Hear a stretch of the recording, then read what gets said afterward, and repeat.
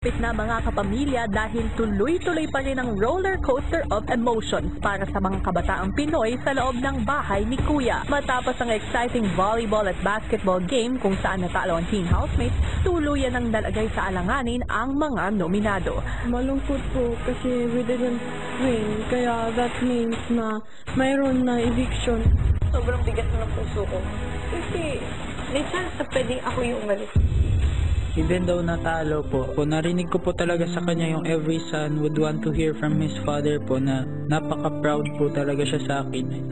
Kahit natalo po, yung okay lang po sa kanya. Basta nagbigay ko po yung lahat ko po, Kuya. Ngayong gabi, anong tensyon ang babalot sa bahay kapag ipinaalam na sa lahat ang paglabas ng isa sa mga kasama? Dahil hindi kayo nagwagi sa weekly task, patuloy pa rin sila Christian Heaven at Kisses sa pagiging nominado. Magaganap na ang inyong Lig Test Challenge sa susunod na linggo. Magkasunod na dalamhati naman ang dinulot ng pagpanaw ng lolo ni Maymay at lola ni Edward. Man!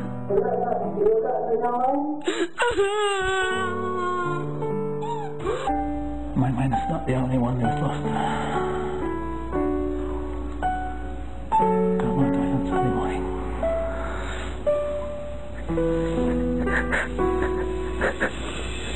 Ano naman kayang magkahalong tuwa at lungkot ang dala ng pagdating ng ina ni Maymay para dumalo sa libing ng isang butiing ama at lolo.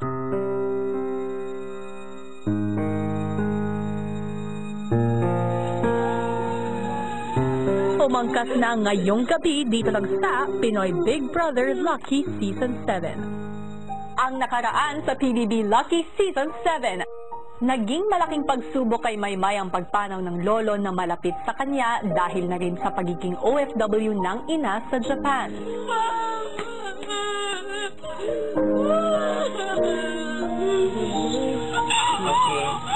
Para labanan ang kalungkutan, ginawang abala ni Maymay ang sarili sa mga tasks sa loob ng bahay. Task na di niya alam ay para rin pala sa kanyang pamilya. So kung malaman ng lahat, alam niyo na lahat siguro, except sa isang tao, etong halagang to, para sa abuloy ng pamilya mo, Ate May. Oh, thank you. At since nalagpasan natin yung 20K, may bonus. A chance to meet your mother. Matapos ang halos 2 linggo, dumating na ang takdang panahon. 2 linggo na ang nakakaraan mula nung umalis ka ng bahay ko para umuwi sa inyo. Kamusta ka na ba? Siyempre yung sakit na sa puso, andun yung kuya, hindi pa nawala. Si Papa Joe, kuya, tanggap ko na nawala na talaga siya. Talagang sobrang sakit everyday. Hindi ko talaga nakakalimutan si Papa Joe. Alam ko na proud siya kahit hindi ko nakikita. Pero nararamdaman ko, kuya. Maymay, kaya kita pinatawag ngayon dahil isang balita pa ang gusto kong sabihin. Ano po, kuya? Bukas na ang libing ng lolo mo. Papayagan kitang makilibing. Kuya, maraming salamat po.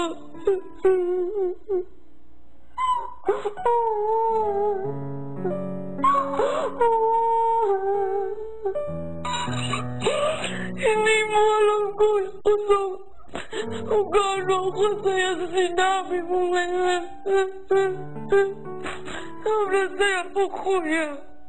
Kahit sa uling pagkakataon, makita ko siya. Hindi mo alam, kuya, kung gaano ako kasaya ngayon. Salamat po sa lahat. Walang kaalam-alam si Maymay na pamilya niya ang pinag-uusapan ng teen housemates sa mga sandaling yun. Nanay ni Ate May. Ang tagal. Traffic daw sa Japan. Air traffic. Ibinibigay ko sa iyo ang pagkakataon na ito.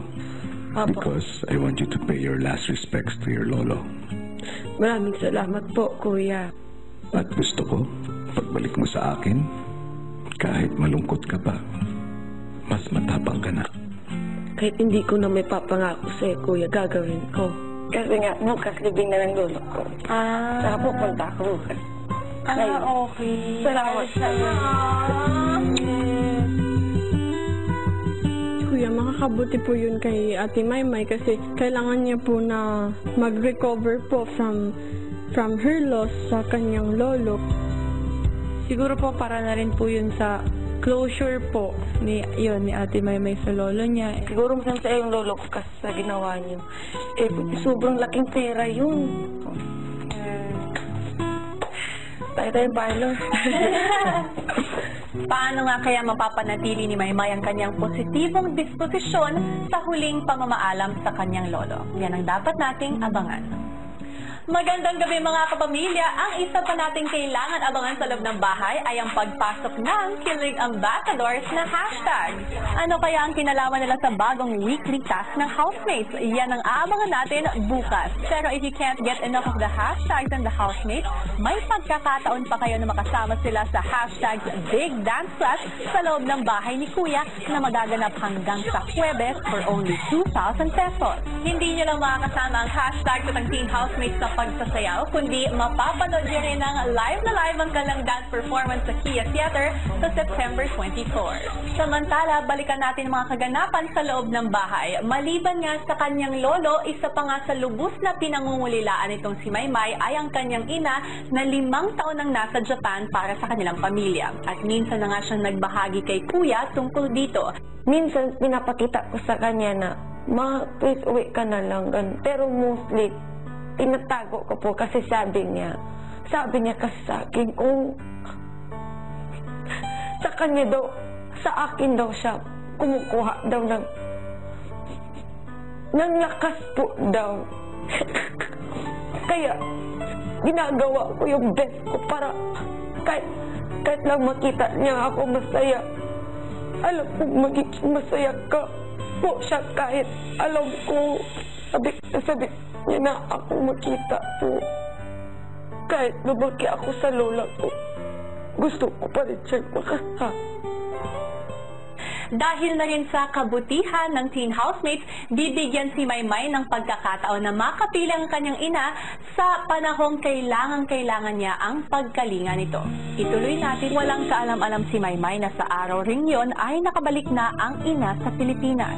Welcome sa aking bahay, Lorna. Opo. Kailan yung huling beses na nakabalik kayo rito sa Pilipinas? Kauwi ko lang nung nag-graduate ng high school yung si Maymay. Yan po rin po yung last na kita namin ng papa ko. Lorna? Opo. Nakikiramay ako sa iyo. Marami pong salamat talaga, Kuya. Ang katotohanan yan, Lorna, hindi ako ang dapat mong pasalamatan. Isang hamon ang ibinigay ko sa mga housemates ko. Laki rin po na pasasalamat ko sa kanila, Kuya. Sobrang naging tulong niyo po. Makasama ko rin po yung anak ko at makita niyo pa yung huling araw ng lolo niya. Lorna, alam kong mabigat na magpaalam sa iyong ama. Opo. Alam ko rin na mabigat ito para kay Maymay. Pero kung sakaling may magandang bagay, nakakahinatnan ang pagkakataong ito. Ito ay ang pagkikita niyong muli ni Maymay. Mama!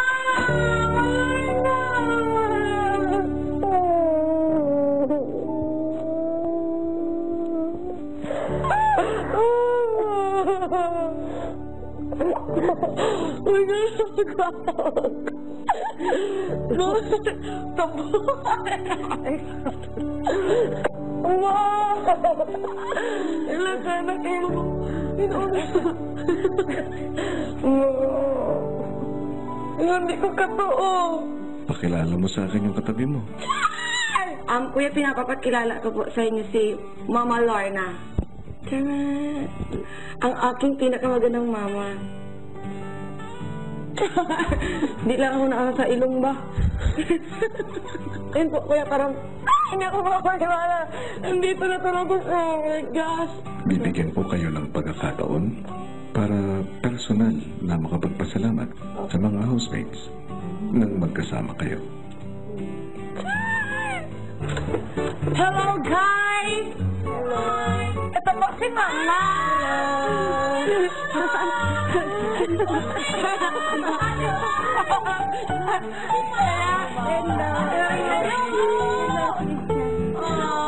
Gusto niya mo. Hello po! Nagulat po ako tingin ko. Kilala niya po kami. Nagpapasalamat ako sa inyong lahat. Doon sa task na ginawa niyo. Maraming salamat. At nakauwi ako. Para kay Ate May. Gawa niyo lahat. Feeling ko masayahin din po siya para ni Ate Maymay. Parang pareho din sila ng ugali. Okay na. Okay naman. Parang magkabatid din po ba? Nagja-joke po. Lahat maganda. Yung relationship po nila as mother and daughter, parang hindi po nagmamatter yung distance. Parang ang gaan po nung pagkatao niya na parang housemate lang din po siya. And ang warm niya po talaga yung adik ka. Ay, oo. lang. Bago na housemate na si Ma'am. Malo, no? Nakasigil ako. Nakasend mo.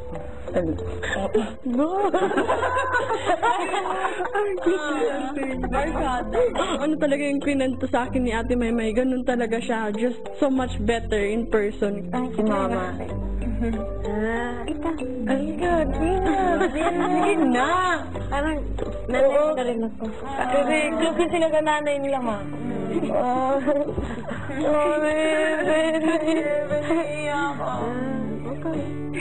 Habang abalang teen housemate sa pag-estima sa ina ni Maymay, si Edward kausap naman ni Kuya. Okay, Edward. It was about 2 weeks ago when Maymay heard the news about her grandfather. Yeah. It was also around that time that your grandmother passed away. I know how unfortunate it is that you weren't able to go to her wake. That is why I want you to go with Maymay to accompany her and her mother to her grandfather's funeral. Edward. Yes, Kuya. I also want you to hear something. Hi, Edward, it's Dad again. Well, when I heard that you're going to accompany Maymay to Lolo's funeral, my first reaction was to be really proud, of course. You are a link between the PBB life and family life right now, so it's an important role. You're showing lots of maturity in there, and Grandma would be very proud of you, I know that. Grandma's funeral in England will actually take place at almost exactly the same time as Lolo's. I think that's actually a really nice way, because it gives you the chance to pay your respects to both of them in a very unique way. You said a few days ago that you wanted to do well in a task for her because since you got in the house, she's always had your back. Well, you're right about that, but now I think you need to have her back too. Because even when you get back in PBB, remember there's going to be hard times for her behind that bubbly face. She was much, much closer, spent much more time together with her Lolo than even you did with Grandma. Have a safe trip, Edward. Make the most of this remarkable experience, and remember, whenever we see you again, there's no problems we can't solve together. Ingat, God bless. Thank you for that, for letting me hear that, because I did have a lot of questions in my head about everything, you know. He explained everything. I'm not sure what else to say, Kuya. I'm a little bit lost at the moment. I'm sure the pieces will fall eventually. Thank you. For now, I want you to get ready for your journey ahead. I hope this journey will be helpful for both of you to accept the changes in your life.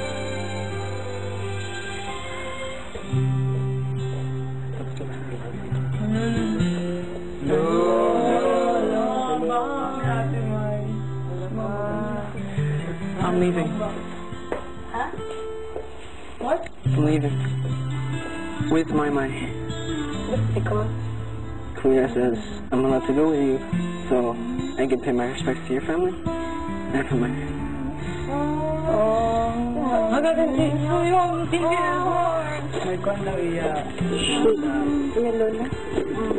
Siguro din mafe-feel niya yung saying goodbye to his lola, and this it's in some way can help him to say talagang goodbye sa kanyang lola. I got to hear a message from my dad as well.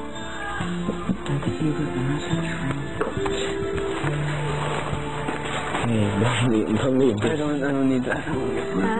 Maymay? Oh? Mami ni Lorna? Apo. Pumasok na kayo sa confession. Bye-bye. Sa pag-alis niyo sa bahay ko, ang tanging bilin ko ay maging malakas kayo para sa isa't isa. Be strong for each other. Ang pamamaalam ni Maymay sa kanyang pinakamamahal na lolo sa pagbabalik ng Pinoy Big Brother Lucky Season 7.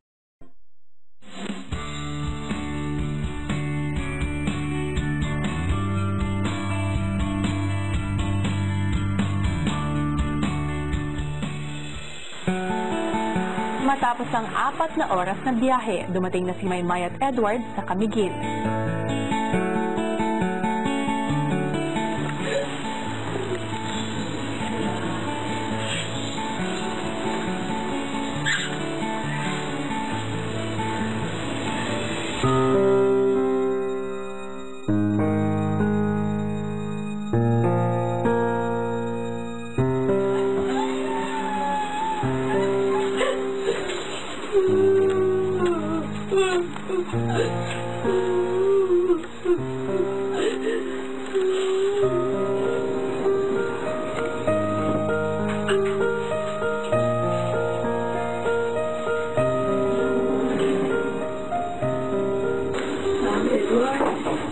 My family, my big family, not happy.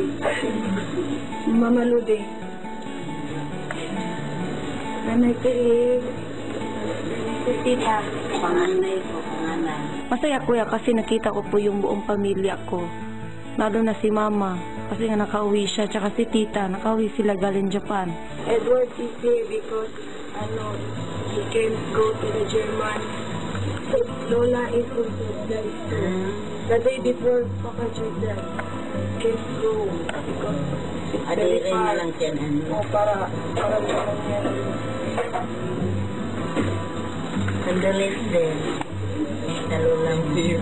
They all seem really nice, although they were mourning, so they were really kind to me as well.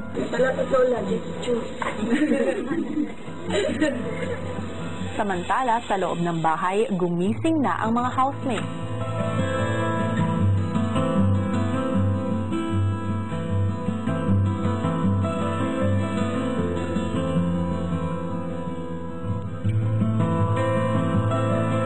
Habang sa Camiguin, maaga pumunta sa simbahan si Maymay at Edward para ipagdasal ang kanilang yumaong lolo at lola.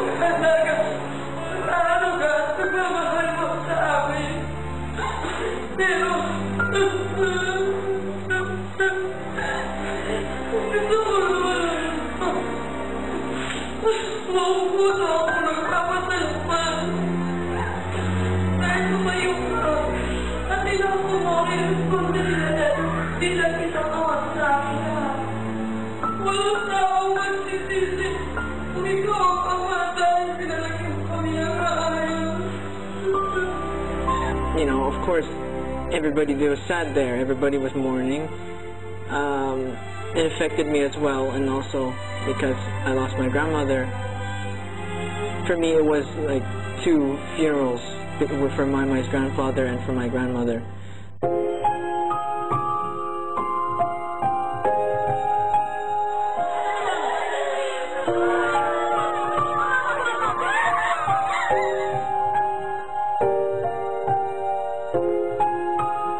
Nakakatulong talaga si Edward, kuya, kasi wala siguro siya, pag walang nagpapatawa sa akin, nandyan siya para makiramay talaga, kuya. Tsaka, he's a true friend talaga, kuya. Si Edward naalala rin ang kanyang Lola Mary sa libing. When I first heard the news, my heart was heavy, and it feels like you're carrying a burden.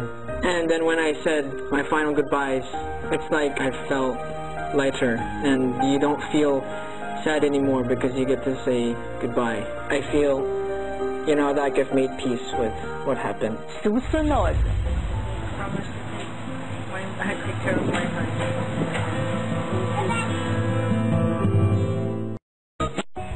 Samantala, sa Camiguin, oras na rin para kay Maymay na magpaalam sa kanyang pamilya.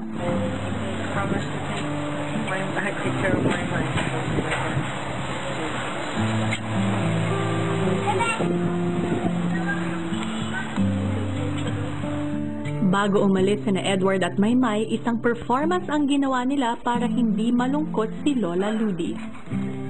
Ako ay maloko, lumipas sa langit, hindi ko na nakita, pumulok na pala, sayang ang pera ko, tumuloy ng lobo, sa pagkain sana, nakutong pa.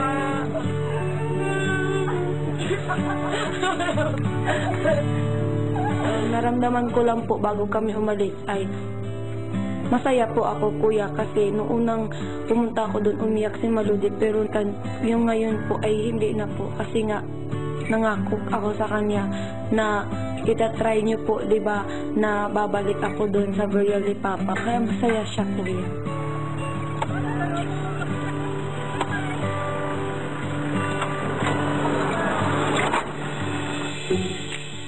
Habang hinihintay ang pag-uwi ni Maymay at Edward, may naisip gawin si Marco sa natutulog na girl sa loob ng bahay.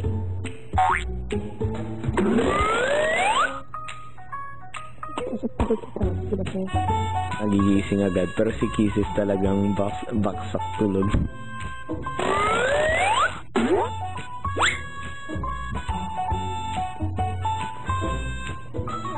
Paggising naman ng girl,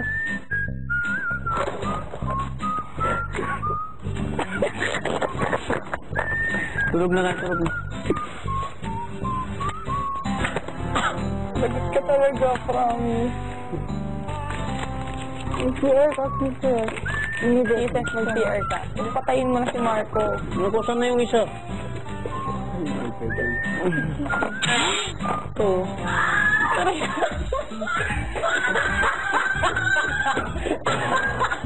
May natutulog na. Natanggal ka ba?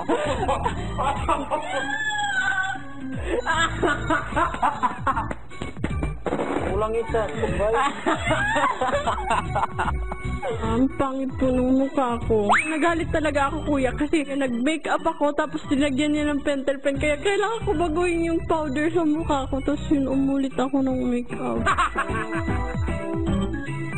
patuloy pa rin ang kulitan ng mga housemates sa loob ng bahay kahit na wala pa ang dalawang kasama nilang sina Maymay at Edward. At maalala nga natin noong nakarang araw na kahit nanalo ang girls sa kanilang volleyball game, ay natalo naman ang boys sa kanilang basketball game. At dahil dito, hindi na pagtagumpayan ng mga housemates ang kanilang weekly task. Ano nga bang ibig sabihin nito at ano ang naghihintay na kapalaran para sa mga nominado? Bukod dito, isang espesyal na anunsyo rin ang ibabahagi ni Tony sa mga housemates. Ano kaya yun? Panoorin natin. Habang abala ang housemates, biglang narinig si Tony sa loob ng bahay. Housemates! Ay, hello! Housemate! Alam, ano ginagawa nyo ngayon? I'm sorry, itigil nyo muna yan dahil kailangan nyo magtipon-tipon sa living room at hindaw na. Ready, go! O dahil nandyan na kayo, pakinggan nyo muna yung sasabihin ko. Kinalulungkot kong sabihin sa inyo na hindi kayo nagtagumpay sa inyong weekly task. At ang ibig sabihin niyan, wala kayong weekly budget sa linggong ito. Pero, meron pa akong isang anunsyo sa inyo, housemates, na may kinalaman naman sa nominasyon. Wala pa rin formal na anunsyo sa lahat kung anong naging resulta ng botohan. Kaya naman sa puntong ito, teen housemates, nais kong paalam sa inyo na ang bilang ng nominado ay 3. At ang 3 nominado ay sina Christian, Heaven, and Kisses.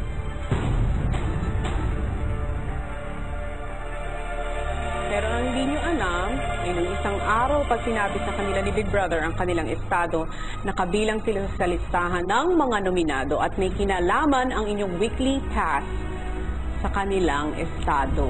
O Christian, maaari mo bang sabihin sa iyong mga housemates ang naging kasunduan niyo ni Kuya? Pag nanalo kami na kahit isang beses po sa bawat sport po, is wala pong lalabas this week. Nabigo po kami, which is meron po talagang aalis na isang housemate.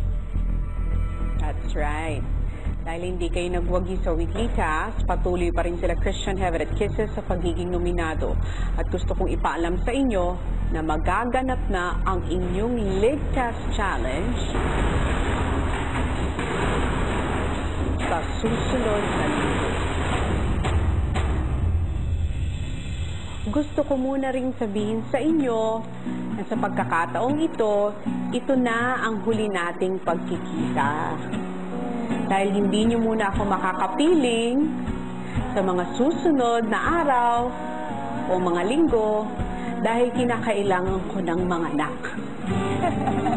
Kaya si Ate Bianca muna ang makakasama ninyo sa inyong mga susunod na usapan kasama si Kuya until we see each other again.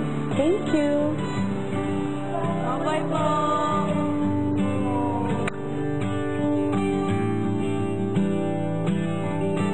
Susunod ang pagbabalik ni Maymay at Edward.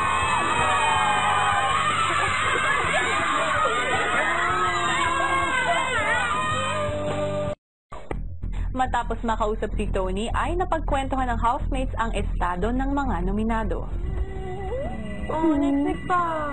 Ligtas po talaga. It just frightens me. Pero it's something I need to face. Susundin ko yung eviction. Siguro hindi pa rin tapat sa kanila. At ang ginagawa ko, minsan ayoko na isipin kuya kasi inisip ko, magkakasunod ka. I-accept mo na. And pakita mo ulit kung sino ka sa ligtas. Kahit ano pong mangyari, kahit ilang beses pa nila akong nominate, like I said before, I will keep fighting po, kuya. Kinagabihan, dumating na si Maymay at Edward mula sa libing ni Lolo Joe. We're back! Very sorry. Maymay? Ha? Edward? Yes. Kumusta? Kuya, okay talaga, kuya. Alam ko na matatagalan bago tuluyang mawala ang lungkot sa inyong puso. Ang pagpanaw ng isang mahal sa buhay ay talagang mahirap makalimutan. Pero tandaan ninyo, hindi naman sila talagang umalis. Dahil kung saan man tayo magpunta, lumipas man ang maraming taon, andun pa rin sila sa puso natin. Their memories will stay with us. Pagpasok ni Maymay at Edward sa bahay, tapos, ayun na!